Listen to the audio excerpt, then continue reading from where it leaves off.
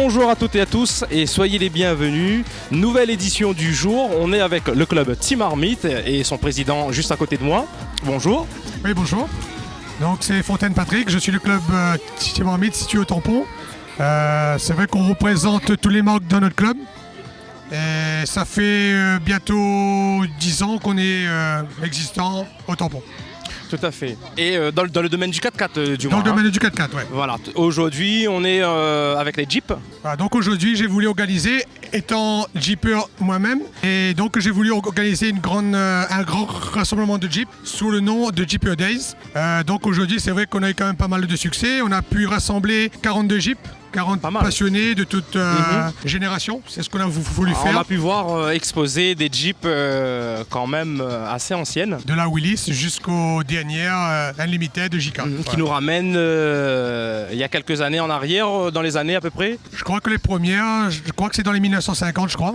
Et donc là on a pu montrer aussi que même les anciennes et les Willys peuvent passer dans les zones où les nouvelles passent. Donc malgré qu'ils sont anciens, c'est des Jeeps, c'est des tout-terrain quand même, c'est des 4x4. Ouais, c'est le système d'amortissement, le train qui est confectionné pour. Voilà, c'est vrai que les Jeeps militaires, les Jeeps Willys étaient faits à la base pour faire du franchissement. Et aujourd'hui, ils sont encore d'actualité et ils franchissent. D'accord. Et combien de zones est à la disponibilité des passionnés aujourd'hui pour qu'ils puissent pratiquer un petit peu leur passion? Donc aujourd'hui, on a fait une zone d'initiation à la conduite, une zone de baptême de 4x4 pour ceux qui veulent essayer le 4x4. Pour ceux qui ont des Jeeps neufs, ils ont pu découvrir et essayer les zones dans une zone d'initiation. Et on a fait 3 zones de trial où ils peuvent évoluer selon leur type de véhicule dans des zones plus ou moins hard, plus ou moins trialisantes. Assez quand même délicat, on a vu certaines zones. Hein.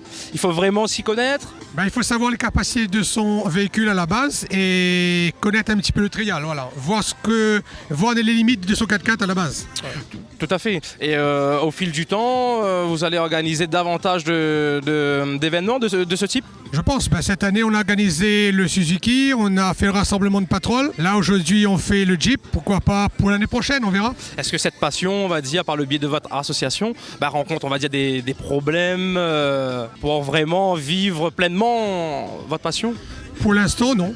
Pour l'instant, ça se passe bien. Les sponsors viennent et participent. Aujourd'hui, donc, on a eu l'occasion d'avoir Sud Automobile comme en partenariat, qui nous a bien aidés. Ça vient, et du fait qu'on est une marque, donc ça ramène aussi plus de sponsors.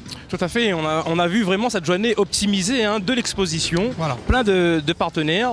Exactement. Avec 3 zones, c'est ça? Voilà. Et une partie baptême? 3 zones trial et une zone de baptême, ouais. Et ça se passe comment les baptêmes justement? Les baptêmes, gratuitement, les gens viennent on a mis 5 4x4 à disposition des 4x4 du club.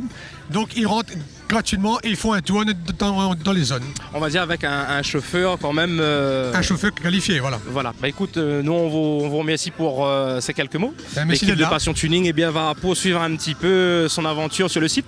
Merci. Aller à la rencontre des passionnés, des zones aussi qui m'a l'air très intéressant. Voilà.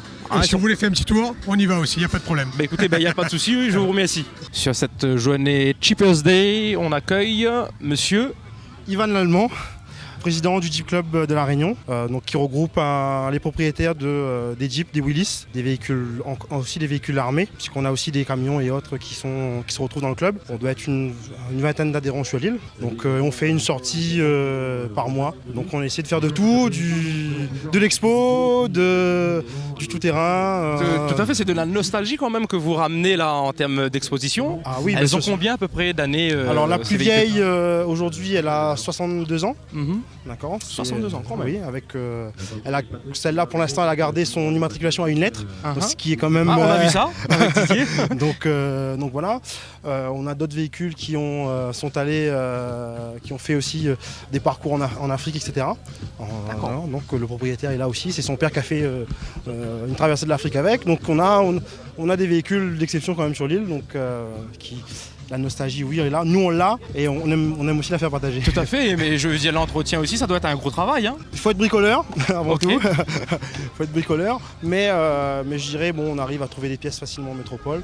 Donc, quelqu'un qui est passionné, il trouvera toujours, je dirais, les moyens, entre guillemets, et les possibilités pour pouvoir faire rouler son véhicule.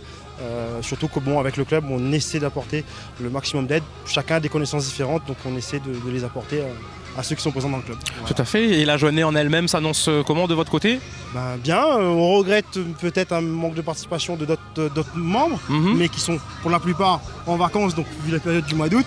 Mais on va dire pratiquement une cinquantaine de passionnés présents, c'est tout de même pas voilà, mal. Non, enfin, je dirais pour ma partie à moi, mais je dirais on est content d'être là. Les autres, de toute façon, s'ils étaient là, ils seraient là aussi de toute façon, puisque c'est quand même une très belle journée, une très belle occasion de se retrouver pour les propriétaires de la Jeep, tout simplement. On est tous des Jeepers, donc voilà. Super. Ben, justement, on a vu des nouveaux modèles. Et justement, qu'est-ce qu'on pourrait dire sur ces nouveaux modèles? C'est vrai que comparé aux anciennes, on a tout ce qu'il faut là-bas, direction assistée. Oui, il y a tout le confort qu'il faut. Mais fait. c'est une autre façon de voir la Jeep, puisqu'on est c'est vrai que nous on est un peu plus baroudeurs, on aime bien ce côté forêt, ce côté balade et des fois même se retrouver à dépanner une Jeep sur une piste, etc. Donc ça on adore. On adore le camping, on fait quand même pas mal de petites choses qui fait que voilà, c'est une équipe de baroudeurs, de gens qui aiment se retrouver. Très convivial. Et s'amuser. En famille aussi. Et aussi partager.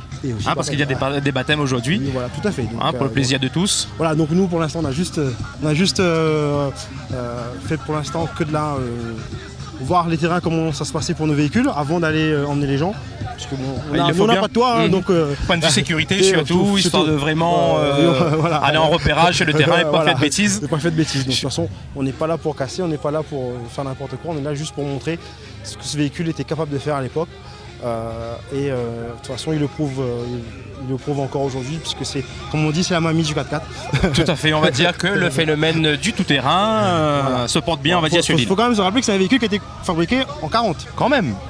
Justement, pour la partie historique, qu'est-ce que tu peux nous en dire sur cette partie? C'est un véhicule qui a eu pris quasiment un an pour être conçu par différentes usines, puisqu'il y avait à l'époque Willys, Ford, Batam. Batam, c'est le premier qui a créé la Jeep. Après, en fonction des usines disponibles à l'époque, c'était parti sur Willys qui a fabriqué le plus. Donc voilà. Donc, à partir de 40 et à partir de 41, on a retrouvé ces véhicules-là à la guerre. C'est sûr, oui, on les a plus connus en milieu militaire. Mais je dirais même pour la Réunion, la Jeep a quand même une place quand même importante, puisque configuration de l'île. Après-guerre, il y a des véhicules qui sont venus ici pour pouvoir favoriser l'agriculture. Et il y a même eu un concessionnaire Willys, c'était Oskitch à l'époque, puisque c'était la marque française. Il y avait eu un concessionnaire à la Réunion. Les gros propriétaires terriens en avaient. Ok, c'était dans les alentours de quelle année ça en fait? C'est début 50. Purée. Donc début 50, on a eu ensuite, on va aussi ADDE, on avait. Donc, on va dire, je dis DDE aujourd'hui, mais c'est l'équipement à l'époque. Mon grand-père, son contremaître, en avait une. Ok, d'accord. donc voilà, mais c'est pour ça que je dis la Jeep, elle a une histoire. Certes pour la France, mais pour la Réunion aussi autant. Également. J'espère qu'on aura le plaisir de vous retrouver lors de prochaines manifestations. Avec plaisir. Dans tous les cas. Écoutez, c'est nous qui te remercions. Bonne journée. Merci à toi aussi. Ça marche. Le site de Passion Tuning, www.passiontuning974, tout accroché.fr.